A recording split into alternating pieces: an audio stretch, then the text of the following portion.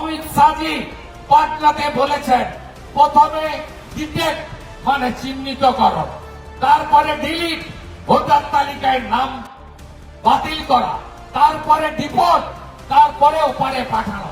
এখন অব্দি 5 লক্ষের বেশি পালিয়েছে।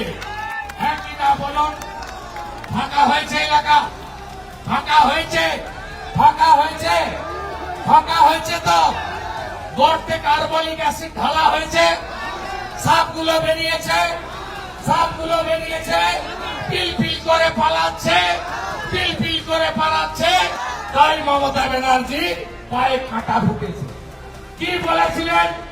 एसआईआर करने नहीं दूंगी, पूरा आंदोलन होगा, पूरा आंदोलन, कोई छाड़ नहीं होगा, पूरा आंदोलन। कबे बोलेছে? 21 जुलाई। इस वीडियो को लाइक करें, हमारे चैनल को सब्सक्राइब करें और बेल आइकन जरूर प्रेस करें